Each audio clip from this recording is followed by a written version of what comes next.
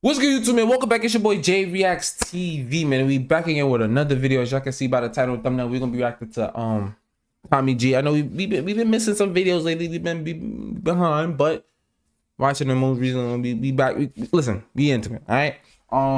Inside the SWAT and Drug Task Force raid. So by the title, I guess we're gonna be in the inside of what SWAT do. I guess I don't know. I guess we're gonna see some drug raids. We're gonna see some bust. Pause. That sounded crazy, but it's gonna get a little violent in here. You know what I'm saying? So I like it.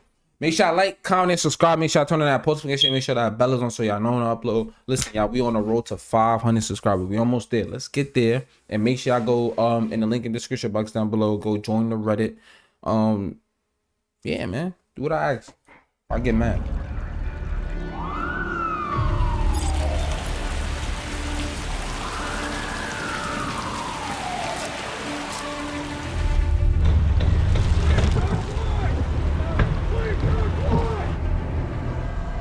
My name is Tommy G, and you might be wondering how I got here. Initially, I took a road trip to Memphis where I was going to be working with a nonprofit called We Fight Monsters to cover a story on human trafficking. But my friend at the nonprofit, Ben Owen, said, well, if you're going to be coming to Memphis, you might as well meet my friend Johnny Carter. He does undercover drug busts here. So of course I give Johnny a call, and like any true pal would, he invited me to a raid. You see, Johnny happens to be the director for West Tennessee Drug Task Force, so he has the pull to act. Like, do y'all understand how much, like, you know how much motion you gotta kind of have to, like, for a nigga to invite you to a raid? Like, yo, bro, come, yo, go, pull up. Let me invite you to this raid. We about to go bust these niggas. We about to go take down the guns, the drugs. We about to throw these criminals in jail. Like, that is crazy. Like, I ain't gonna lie, nigga, give me the opportunity. I might have to take it though, bro. Like, just to see. I ain't gonna lie to you, like. Cause that is crazy. Like, invite me to a raid where we'd also be meeting up with members of Memphis SWAT and other law enforcement agencies. Seeing as I've spent much of my career on YouTube covering the criminal side of the coin, I thought this would be an interesting opportunity to interview law enforcement and hear their story. And growing up as a bit of a pothead and rebel in high school, I've always had a little suspicion about police and authority, partly because I had trouble accepting that someone with a badge had the power to send me to jail for reefer, and partly because I was probably paranoid in my smoke-filled car. But as I've gotten older and lived in more sketchy neighborhoods, I've come to realize that good and accountable law enforcement is essential to a safe community. So in this episode, we get to witness a raid, I get to ask law enforcement all the sorts of questions you might also want to ask, and towards the end, good old Johnny has to draw his gun, but more on that later. This, folks, is inside an undercover drug bust. Let's get this shit might get lit. Oh, word to my mother, I thought this was part of the video. I'm like, what the fuck? I'm like, now, Tommy, you taking a little too far now. How the fuck we get the, like, I'm about to say, like, how the fuck we get here? New merch at TommyGMcGee.com. I was about to say, because who is these niggas, man? What do they do? Welcome to the underworld, folks. On Ace, on the G. Look at that, though. That should look fine. Welcome to the underworld. Should look like a movie. 6 a.m. in Memphis, Tennessee.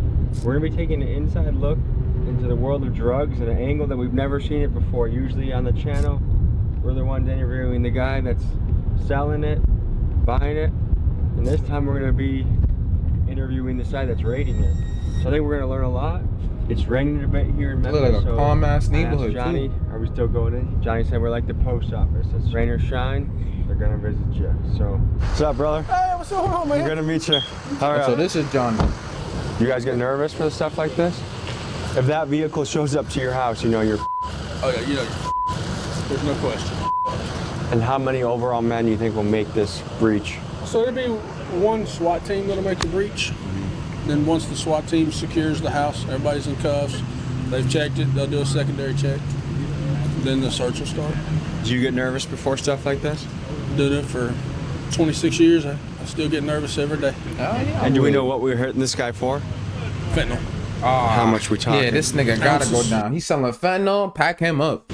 How much can I make off an ounce of fentanyl? It's about $20 a button. A button's about 1/10 of a gram. About $5,600. It's a never-ending battle. It's a game of whack-a-mole. You knock one down and two more pop up. What was the timeline of when you Oh, feel they like got the fentanyl bitches really in there entered too? Memphis?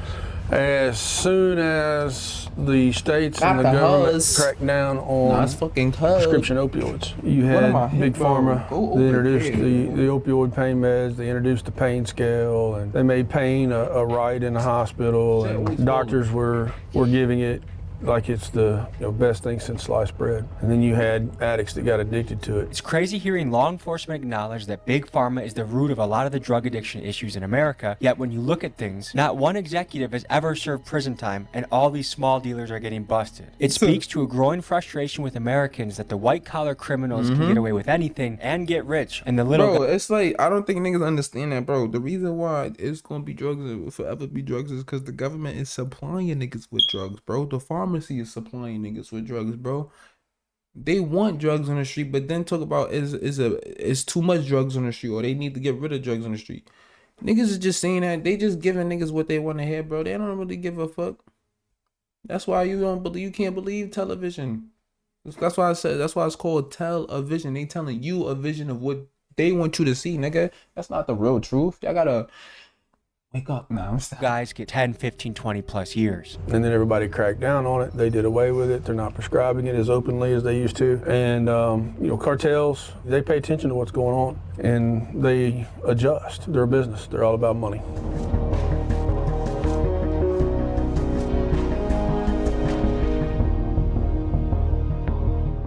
So right now we're traveling in a convoy.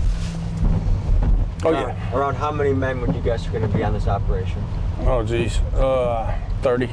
So what we'll do is they'll go in and secure. They'll do their initial entry, the initial search. They'll get everybody that's out in the open secured. That's the worst thing about a raid too, bro. Them shits be happening at random times in the day, bro. Like I remember this one time. I think I deadass just left my grandmother's house, bro. I swear to God, I think I just left her shit. Early too. It was early as fuck. Like, I don't even know. Like, maybe like 8, 9, 7. Somewhere around that time. One of that shit got raided. I just left. The whole crib got raided. I'm like, yo, what the fuck? Like, bro, niggas come 4 in the morning, 5 in the morning. Niggas will come any time of the day and they do that to throw you off. And that shit is crazy. Like, niggas will come right now if they wanted to. In handcuffs, and then You they'll do wouldn't a even know. You secondary be search butt for ass anybody that might naked, be chilling. hiding. You know what I mean? And then we will start the search. Before we see this raid, I wanted to get the scoop from someone who's been raided a few different times. This is Fila. He was a big Memphis drug dealer and OG back in the day, and this is his story.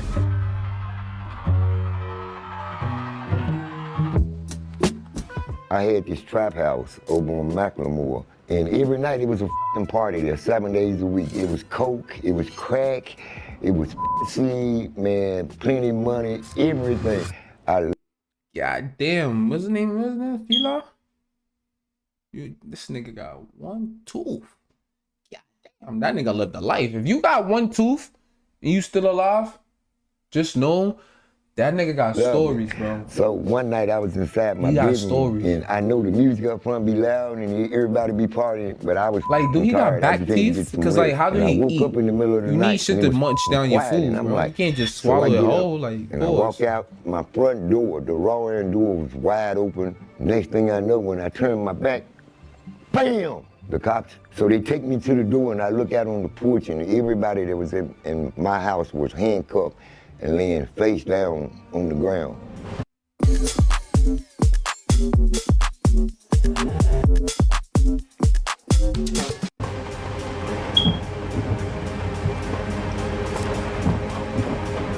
So there's a trap house right next to a sheriff's deputy?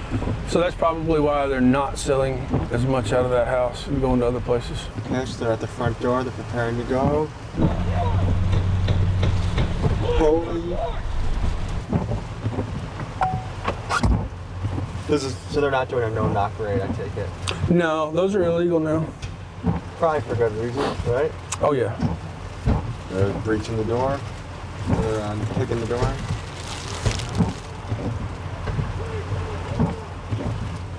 I ain't gonna lie, I would low-key watch a movie, or not a movie. I would low-key watch a show where it's nothing but niggas is just breaching shit. Like, just a bunch of episodes of niggas just breaching the niggas' cribs. That'd be fake fire though. So he's not complying, or is he coming out? So I really don't know at this point. If there was going to be a shootout today, this is the moment when it would happen. For a tense minute, there was a standoff in which all guns were aimed at the house. Thankfully, the suspects decided to surrender peacefully, and after that, the SWAT team conducted their search. So this is actually a female that's our main target. Nigga said female, that's the main target. Shorty, this is what I'm trying to explain to y'all, bro. You be in the crib. They lucky they ain't breached the shit. It was just more of like a standoff. And I don't know why the fuck she don't got clothes on. But if they would have breached the shit, listen, look how she dressed, bro. Just chilling in a shirt, no bra on, and panties. Gang, like niggas is coming to your crib. Like they don't give a fuck what you got on, bro. But I'm surprised. I'm confused on why she even walked out like that. Though you had enough time to at least put some pants on. Damn, can you imagine Look, raining this out? nigga got no. You're woken up at bare 6:20 feet. a.m. in your underwear and you're taken to jail, and that how many years is a guy like this facing most likely? Like, So it depends on the amount and their criminal history. Sale of fentanyl is a Class B felony. They should get the maximum amount of time that it carries. Fentanyl is like playing Russian roulette. You don't know if you gonna hit this shit and you gonna die or not.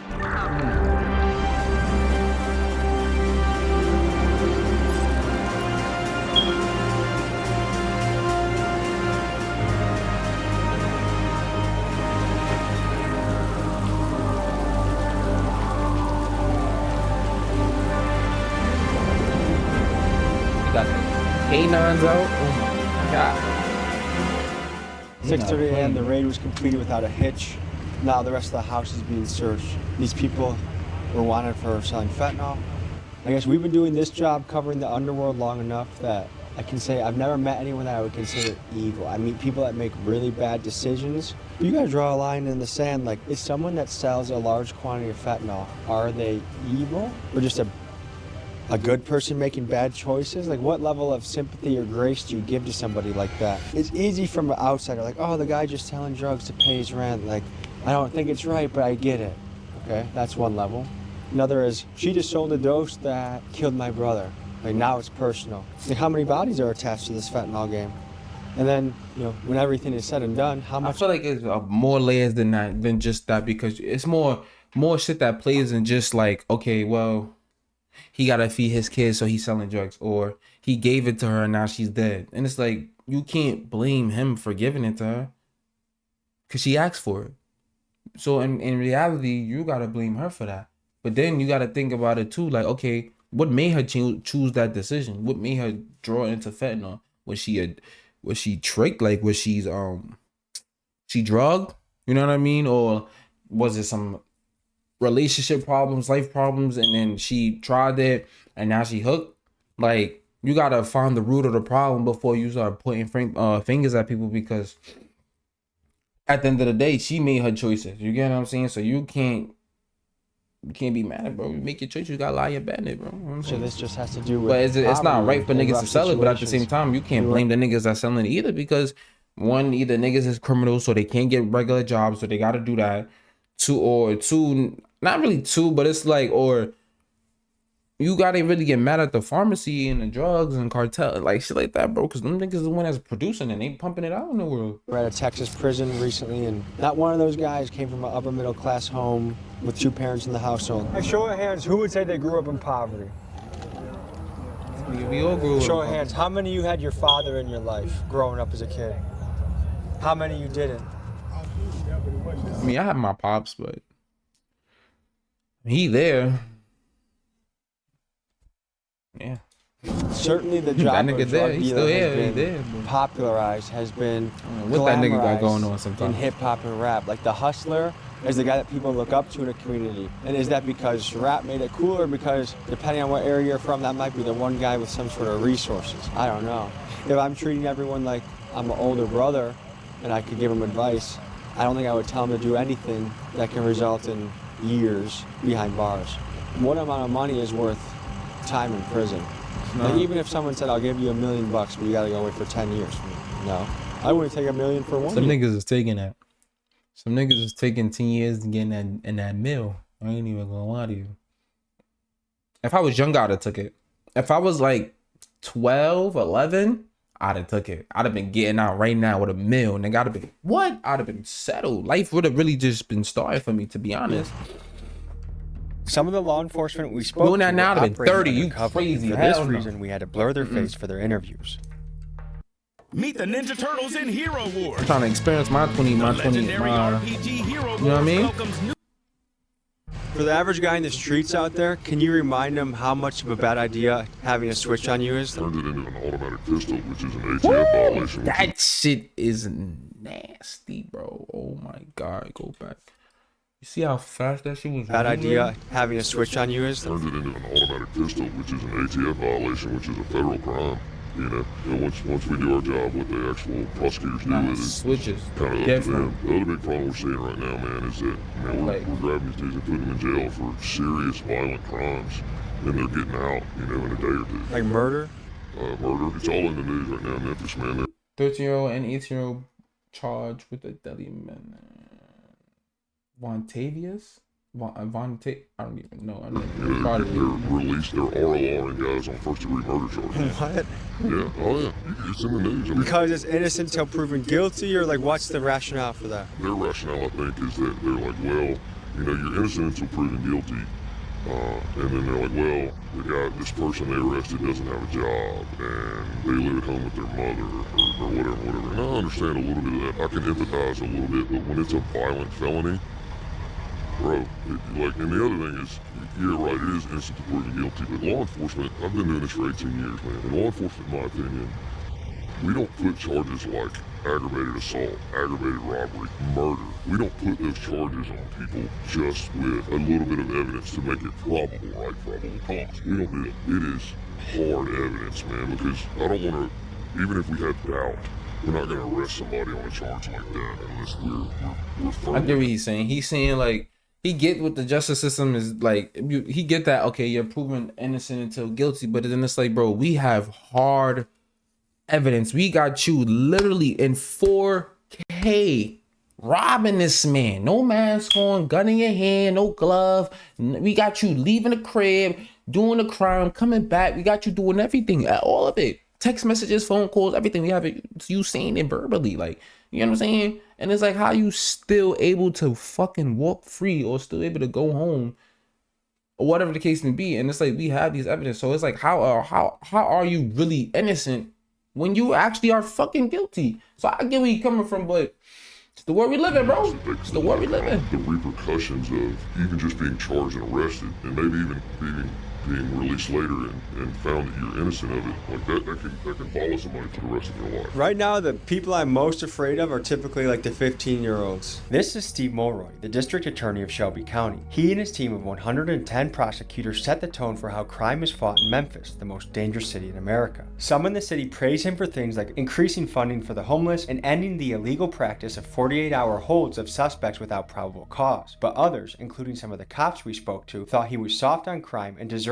blame for some of the lawlessness in the city. This is what he had to say.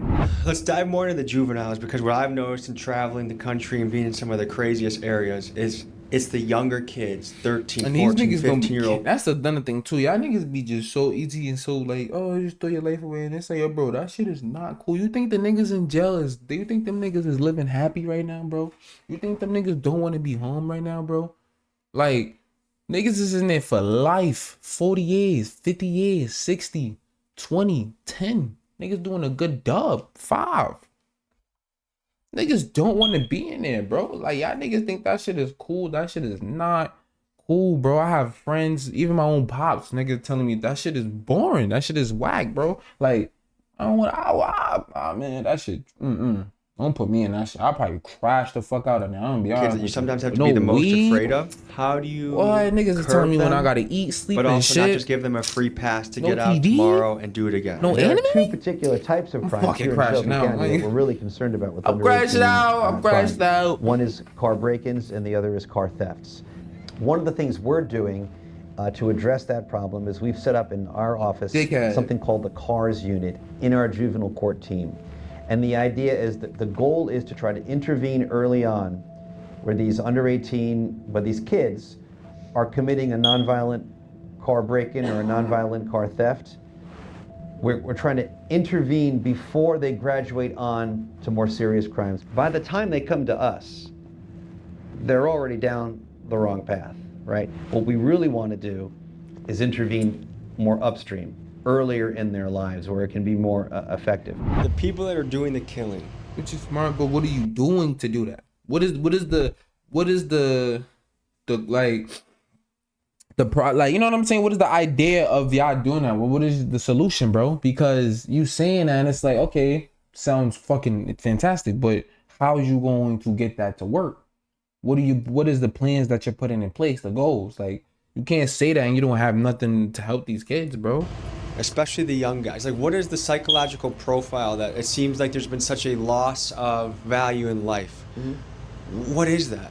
I don't think a lot of these killings are done with any real thought put into it, right? I think it's an emotional response at a moment's notice. So impulse control issues? Very much.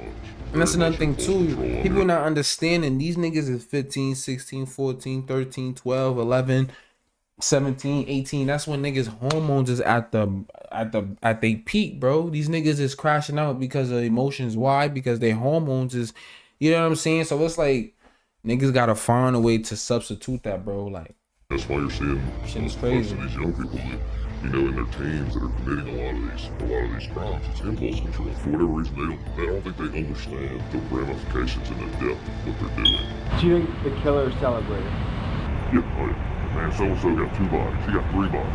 You know, whatever. You know, that's how they look at it. It just continues, man. So for someone that says, like, Shit is not wow, cool. man, people are in tough situations, poverty. Bullshit. You're making excuses, man, because you can say it's because they come from, you know, an environment that doesn't give them chances. That's bullshit, man. I don't want to hear that. It's still the United States of America, man. If you make the decision to make your life better, you can make your life better. What's going through your head right now? You got a point in there. I'm just glad you got a everybody's point in safe. We're safe. The bad guys are safe. Nobody got Concern, hurt. I feel like concerned niggas be lying, like not lying, but niggas will find excuses on why they needed to fall into a gang or doing this or doing that. And it's like, bro, you don't need that. You got a mother. You still got a father. He may not be in your life, but he's still there. And y'all may still talk. You got a sibling. You got roof over your head. You can eat, get whatever you want. You know what I'm saying? Like, so why decide to do the dumb shit, bro? Cause your friends is doing it? You think them niggas gonna be here any longer if they keep doing that? Like, I don't know. So that's a good day. And then, of course, we found what we were looking for, so that's an even better day. Were there any weapons found? No weapons, surprisingly. How often do you find a switch when it comes to a fentanyl bust? Switches are all over. The external switches, now they've got internal switches too, which are harder to you have to break the gun down to find it. Over the course of your career, how many raids, busts do you think you've gone on? Oh, Jesus. Shit, I ain't gonna lie, bro. Niggas making me wanna switch. 1,000. I've been in law enforcement 26 years. Nah, let me chill out. Dope and gangs for 21 years. I do anywhere from 1 to 6 a week. So that's a lot of math this early in the morning. Does it feel like you have a wild job? It used to. It's kind of become the norm for me now. I mean, I still love it. It's still exciting. And it's still a community service. If a man really hated ads, here's what he would do. Day 1, he would install Pi on his computer without... No, you wouldn't.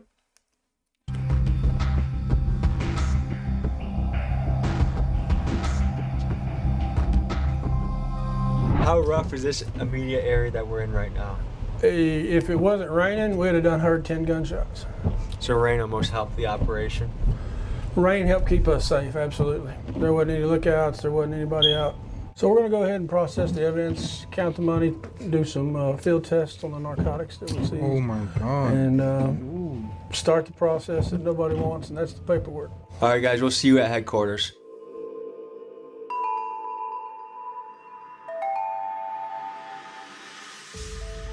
You've been doing this for 26 years. How have the last handful of years been different, or what have you noticed about these last handful of years? So, back when interdiction first became a thing, back in I'd say the 90s, It was pretty much trunk loads. You know, they throw it in the trunk and they take it wherever. So when you stop that car and you pop that trunk, or you look in that bag in the back seat, it was full of drugs. You know.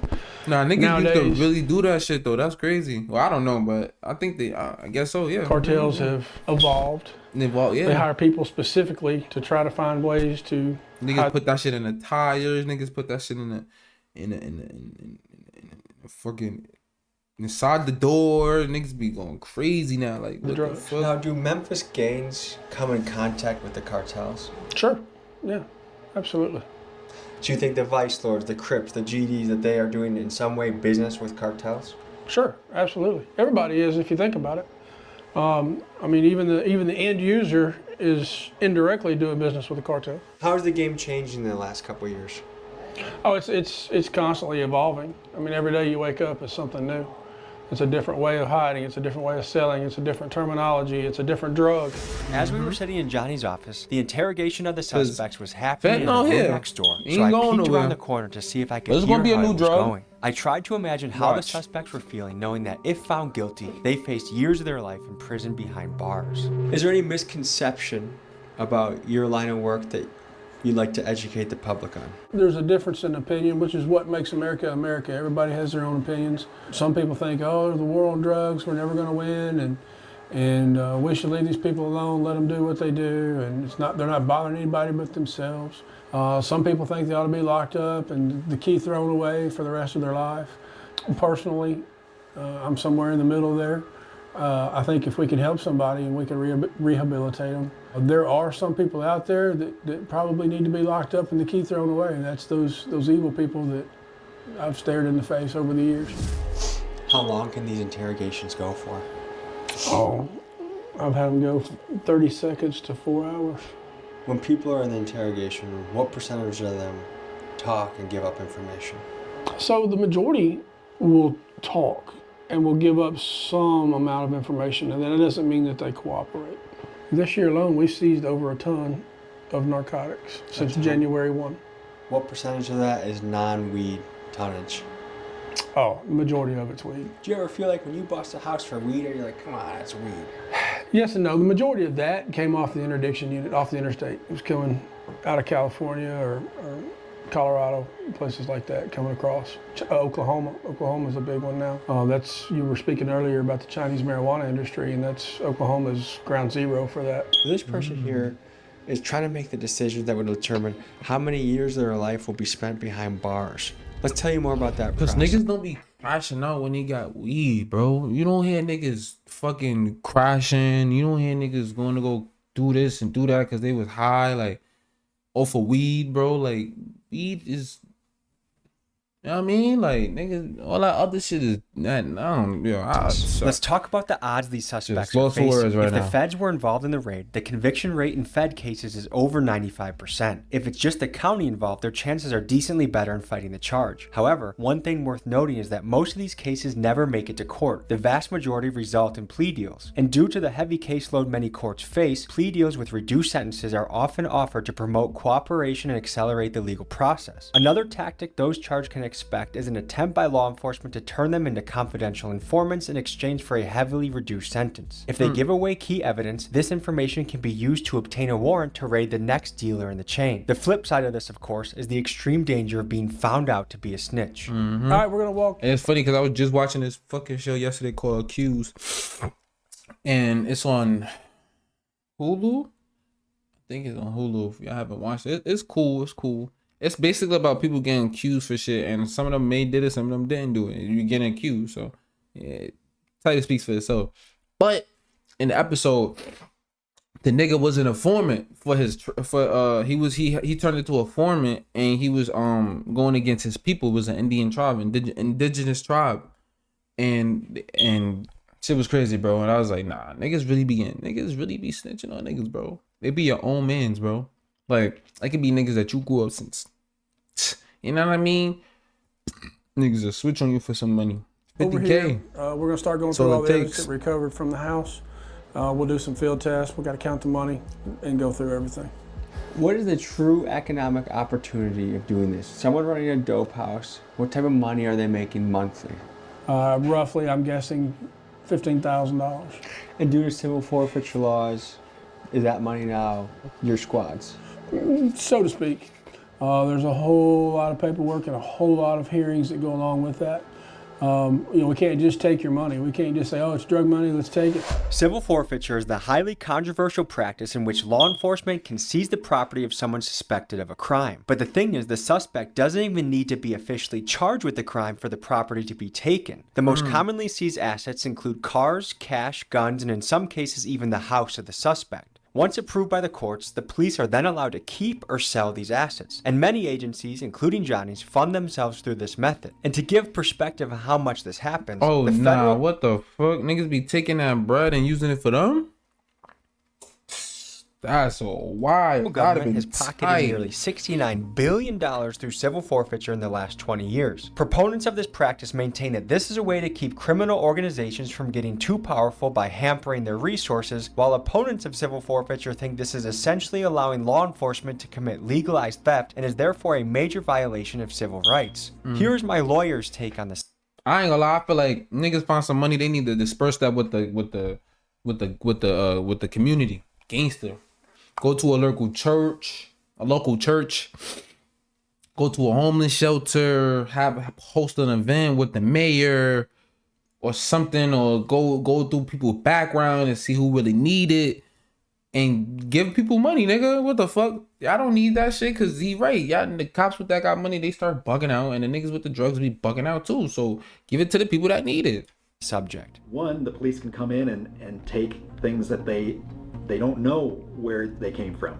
Are they fruits of crime? Were they bought with illicit proceeds, or are they merely someone's actual stuff and cash? And there's been terrible instances where, imagine, the kid is selling marijuana out of his bedroom, small amounts, but the government will come after the parents and go after their car or even their house in some circumstances and say, well, it was used in maintaining a drug place, and so we're going to seize that asset. We see this a lot with people who don't trust banks. Imagine someone who's just trying to gather a bunch of money and go do something, buy a piece of property, buy a car, maybe save for their own house or their kids' college education. So they're squirreling away money, under their mattress essentially. And the police come in for some related or unrelated reason, and they grab all that money. What's that average citizen going to do against all the government agents and all their lawyers and all the bureaucracy that's built up to take those assets? I'm curious to hear in the comments what your take on civil forfeiture is. In your professional opinion, what is the quality of the herb, the marijuana that we have on the table right now? Probably pretty good. Smells more like medicinal. Could I offer my professional opinion? Sure.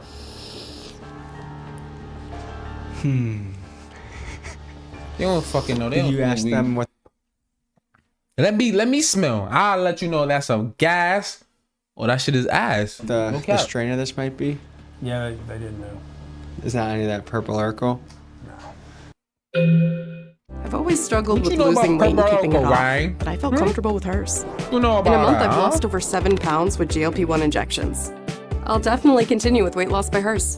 All right. Would a raid have been organized just for this amount of weed? No. It would have taken pounds and pounds for us to have even thought about it. Tell me about the fake Perk 30s that's been coming up in the streets. Oh God, they're everywhere. They're everywhere, and they're so easy to tell. Real Perk 30s are not as plentiful as the fake Perk 30s that are coming out. So we'll double count all this, but these are in $1,000 stacks. So if they're all correct, that's 2, 3, 4, 5. This one stack right here is going to be $8 grand. God damn.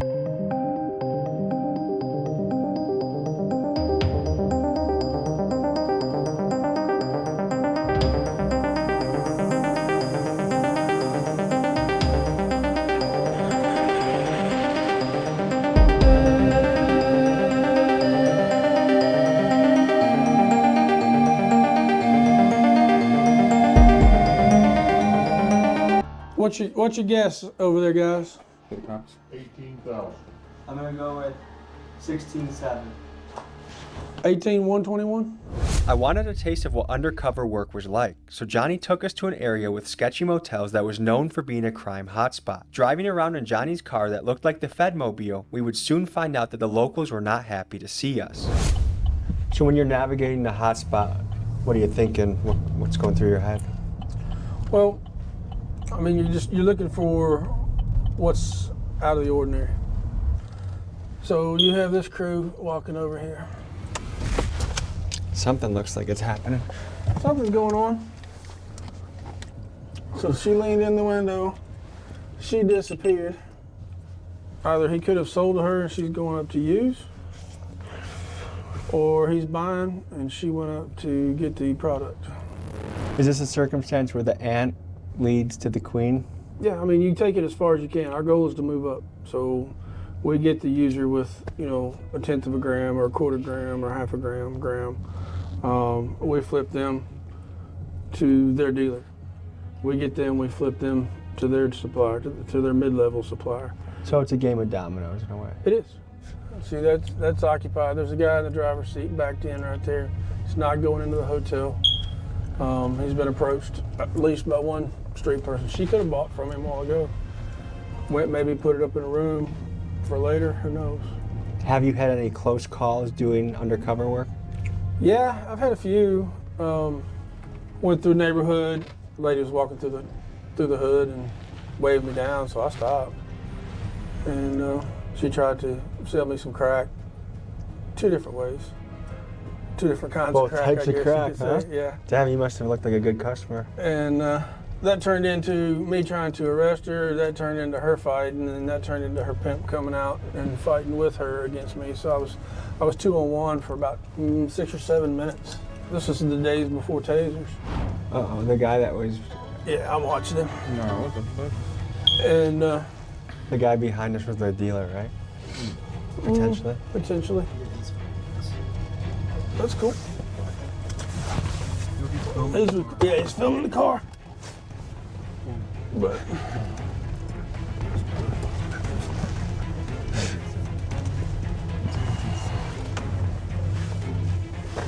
This sketchy potential criminal reverse Uno'd us. You see, instead of Johnny pursuing him, he began pursuing us in an aggressive manner. Folks, in the shadowy underworld, the laws of the jungle apply, and territory can be fought over fiercely, and apparently we were not welcome here.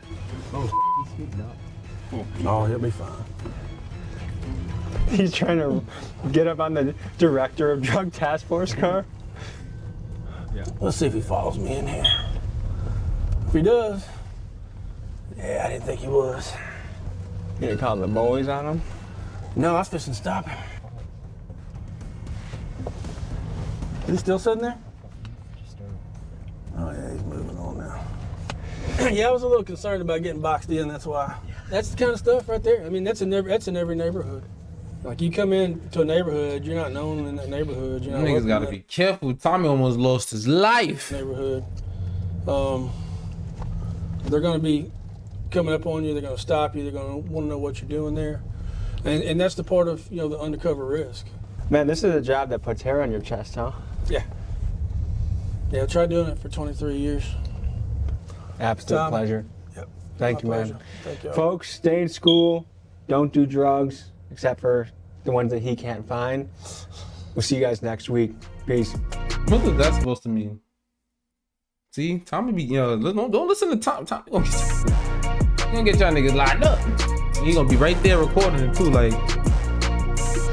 Nah. Yeah, that's it for the video, man. Make sure y'all like, comment, and subscribe. Make sure y'all turn on that post notification. Make sure that bell is on so y'all know when I upload. Without further ado, we are out.